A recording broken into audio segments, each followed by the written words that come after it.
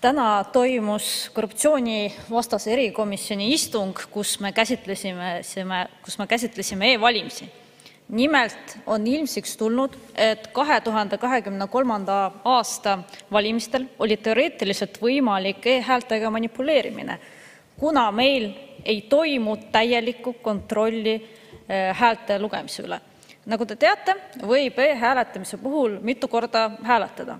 Ja kui sa hääletad paberil ja siis hääletad elektrooniliselt, siis läheb viimane e-hääl arvesse.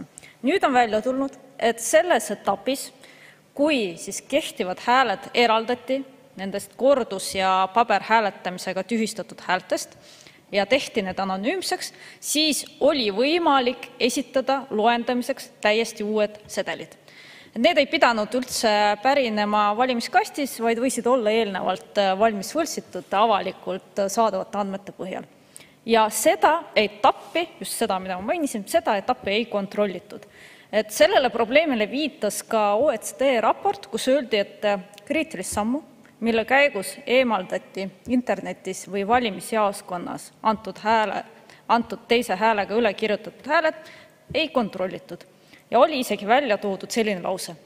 Piisavaid vahendeid omav siseringi kuuluv isik võib, kui ta suudab teha seda märkamatult, kontrollida, millised hääled eemaldatakse ja seega osaliselt mõjutada tulemusi. Ja valimisteenistus on avalikult väitnud, et need kõik etapid olid kontrollitud. Olid tehtud pistelised kontrollid, kaasa arvatud ka see osa oli kontrollitud. Aga mis tuleb välja? Mitte kuskil pole selle kohta tõendi. Pole audiitori aruandes mitte midagi selle kohta kirjas ja pole kuskil ka muul moel seda tõendatud. Ja täna me komisjoni istungil mitu korda küsisime, kas valimisteenistusel on esitada tõendid nende kontrollide kohta. Ei olnud neid tõendeid. Ei ole ei märkmeid, ei ole mitte mingeid tõestusi. Ei ole tõestusi ka nende pisteliste kontrollide osas. Meile öeldi, et teate, lihtsalt kõiki asju ei protokollita. Põhimõtteliselt meile öeldi, et te peaksite lihtsalt uskuma, et need kontrollid teostati. Aga olukorras, kus 40% inimestest ei toeta e-valimisi, ei saa selline vastus olla vastuvõetav. Põhimõtteliselt täna sellega valimisteenistus ei tõendanud ära seda, et 2023 aastal oli võimalik manipuleerimine ja et see oli kuidagi ära hoitud. No ei tõendatud ära. Ja kogu see probleem ongi selles, et e-valimised pole meil otsast lõpuni kontrollitavad.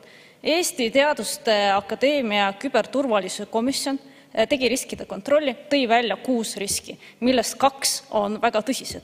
Üks on see, et põhimõtteliselt ei olegi võimalik kõiki etappe auditeerida, kuna meil teatud süsteemid pärinevad välistelt osapooltelt. Ja seda on komisjon kusjuures pidanud kõrge taseme ohuks.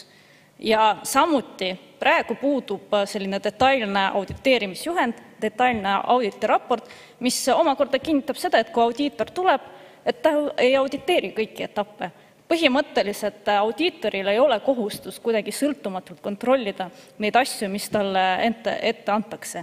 Ehk siis põhimõtteliselt audiitor täna usaldab seda tarkvara, mis talle kontrolliks antakse ja tema selle üle oma sõltumatut kontrolli ei teostata.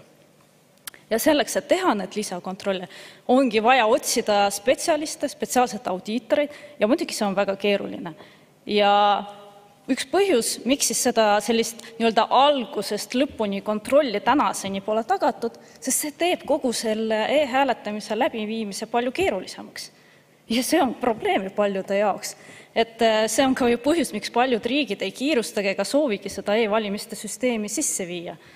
Ja tegelikult pärast kõike seda täna on tõstatunud ka küsimus, et aga miks meil on üldse lubatud see, et elektrooniliselt me võime mitu korda hääletada ja me saame elektrooniliselt kirjutada üle ka paberhääle.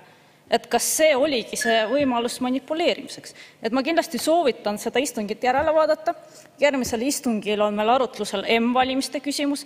Minul on küll küsimus, kuidas üldse me saame sellega edasi liikuda, kui meil siiamaani e-hääletamise kontroll ja turvalisus pole tagatud. Ja järgmine kolmapäev esitleb ka OSCE oma viimast raportit e-valimiste osas. Kindlasti jälgige neid istungid, need on avalikud. Aitäh!